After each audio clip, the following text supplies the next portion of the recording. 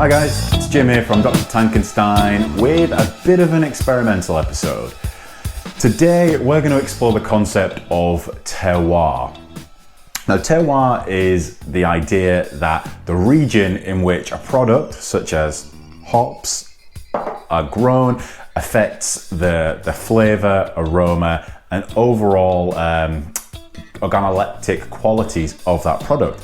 This is an idea that I've generally just not really been that bothered in until a friend of mine, Craig at Salty and Chef on Twitter, told me that he was growing American hops on his farm in Derbyshire.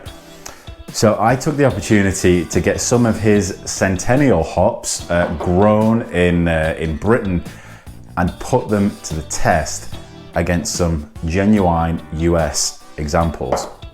Now how I'm going to do this is I'm going to brew 2 beers back to back. I'm going to do one smash and split it between 2 1-gallon batches.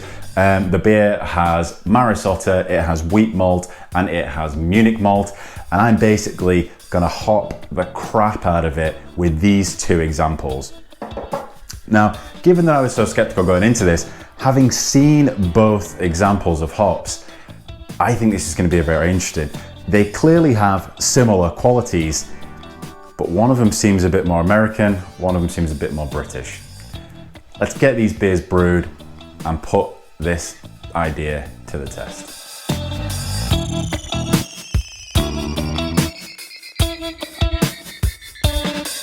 Right, so my Centennial brew is finished, it's fermented, conditioned, and ready to drink. So with me now is Yorkshire's answer to Yakima, Craig, the man that grew these hops, picked them with his own hands and got them to me to make some hopefully delicious beer with. How you doing, Craig? I'm all right, thanks Jim, how are you? Good, yeah, very well, thank you, very well on this. Check your hand, but it's COVID time, so we COVID can't. times, we better not. We could elbow, but we'll leave it. Yeah, so you kind of took on the strange task of growing American hops in Yorkshire, which I thought was very interesting, which is probably why I don't have many friends. So what made you choose Centennial? I mean, I guess beer drinkers will know that Centennial is a great hop, but why did you choose to grow it yourself here? So what I did was I looked at various hop profiles, looked at sort of the beers that I liked and the hops that went in them, and came up with a wish list. Right. So from that wish list, we put some in the ground, put some in pots, and ultimately I've got just over an acre here that I'm going to give over to sort of 4 varieties of very different but very interesting hops. Yeah. So today we're discussing Centennial. Centennial is amazing. I love it. You know, super cascade. Who doesn't like cascade? Super cascade must be even better, right? So what we've got, I'll just run you through what I've done. I know all 6 of you listening will have already heard this, but I brewed a big batch of wort, split that into 2. One I've hopped the crap out of with your Centennial. The other one I've hopped equally with a US grown Centennial. Yep. So we've got 2 beers now. We're going to try them and compare them to see whether terroir has made 2 very different plants from the same genome, essentially. Yep. Sound good? Yeah. Let's crack them open. Okay.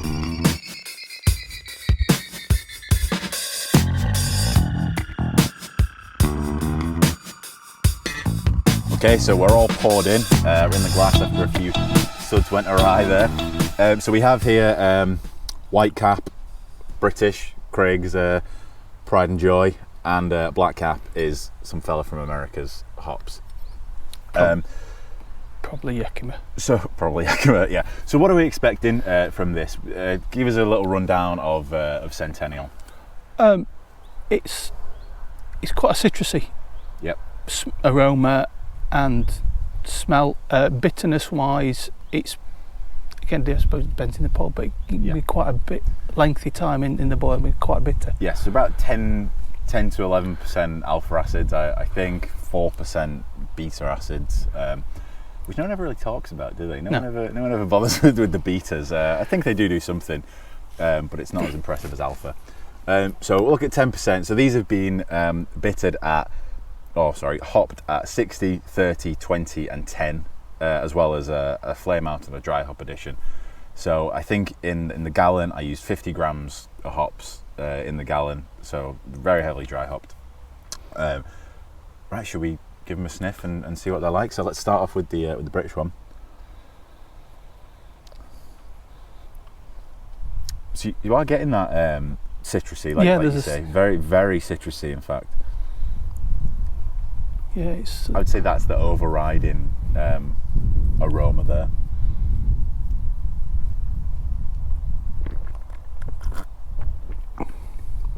Not too bitter. Not too bitter. Remember, I'm sure the beer is very good, but we don't need to comment on the quality of the brew. Just the hop flavour. Protect my pride on that one. Oh. Hop flavour's really coming through. Yeah, it's like you say, very, very lemony, very citrusy. Yeah. Certainly at the back end as well. At the back end, yeah. I was just going to say. So this, remember, is the British one. When I think of Centennial, it's that kind of citrus in the vein of lemon, so kind of the sharp citrus. I think that as you, on the back end, like you say, there's almost like an orangey touch to it. Yeah, a little bit sweeter. Yeah, so almost that kind of, like you say, yeah, a bit deeper, a bit less sharp in the aftertaste, I think. So should we try the American guy? Yeah, cheers.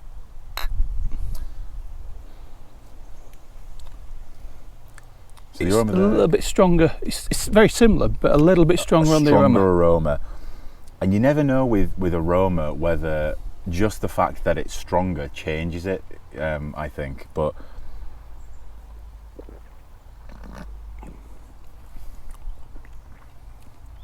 so that's that tartness at the front. Yes, I think so as well. It's much more tart than that is, yeah. I think.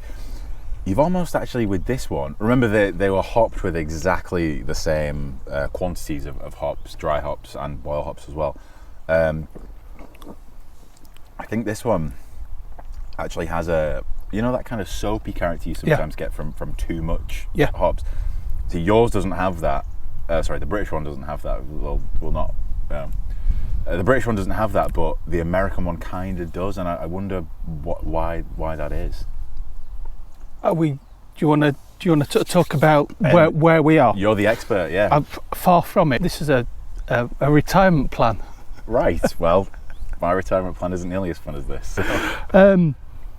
But certainly where we are, there's the hop sweet spot sort of runs between the 40th and 50th parallel on latitudes, and where you look at where I am, I'm running at about 53 degrees latitude.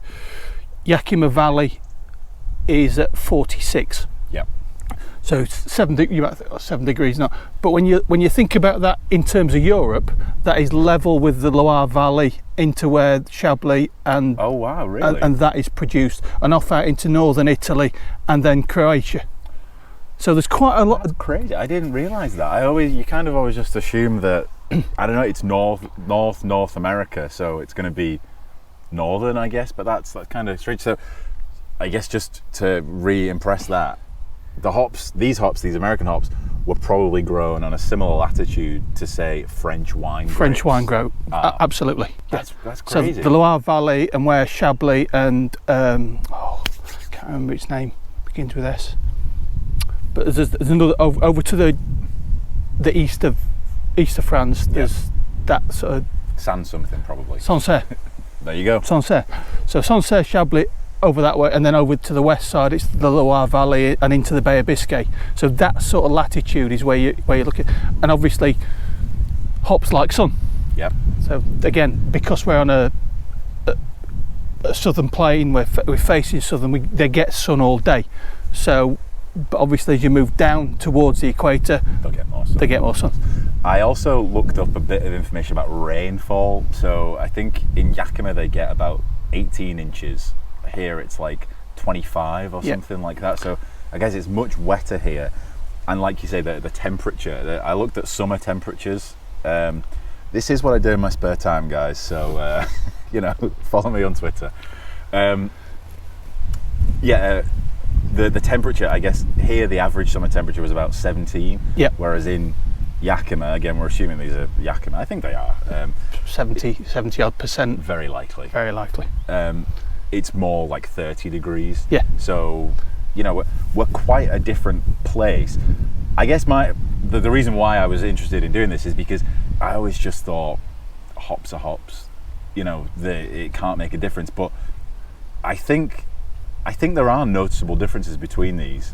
They're very similar, but yeah, there are noticeable differences. It's like it's almost like a different variety of grape, kind of, but it's not. It's the same. It's, you know, genetically, I guess they're pretty identical. What tends to happen is because all hops come from the female plant, and generally what happens is you get cuttings from the root ball or the rhizome, the root ball. Yeah. So then you plant. So effectively, they're clones of each other. They're they're the same one. They're the same plant. They're clones of each other. That's an interesting thing, isn't it? So you're growing the same plant here as in America, I guess. Effectively, yeah. And it's crazy that they can taste so different. So I mean, we've covered, you know, sunshine, rain. I think the latitude thing. I mean, you've just blown my mind with that. That's kind of crazy. Well, the other thing as well is that they're also now doing studies into growing hops at different latitudes. So they've got some study in New Mexico where because they can grow grapes up there, or apples. Basically, wherever you can grow apples or grapes, you can grow hops.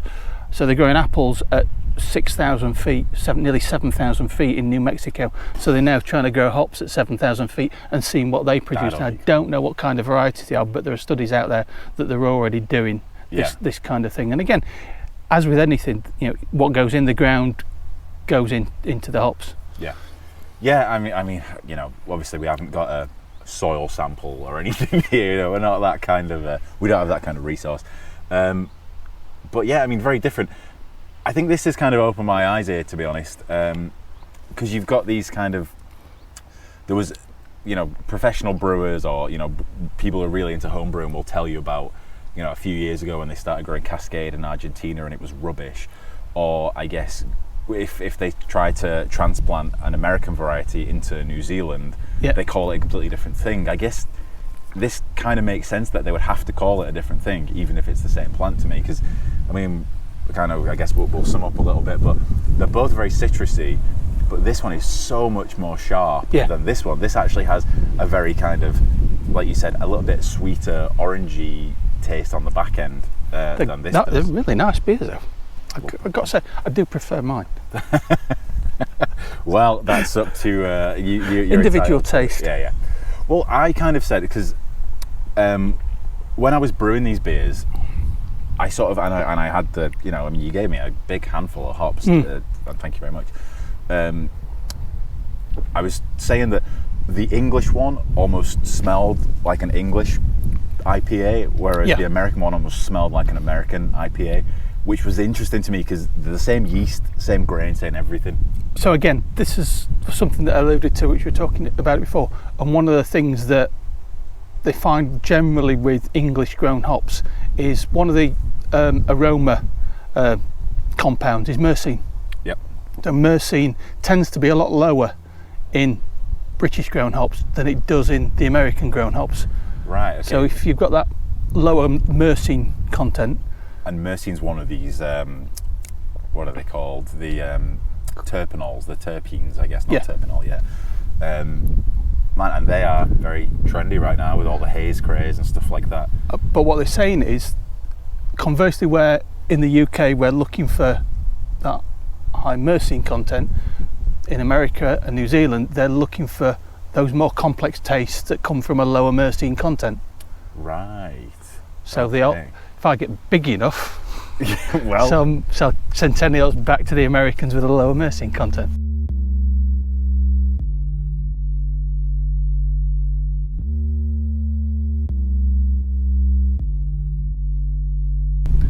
Obviously, you've taken this clone of a plant that was originally grown in America from, I guess it was actually British and European parents, grown in America. You've got a genetic copy here, but the epigenetics that are affected by your soil and your, like I say, the rainfall, the sunlight, things like that.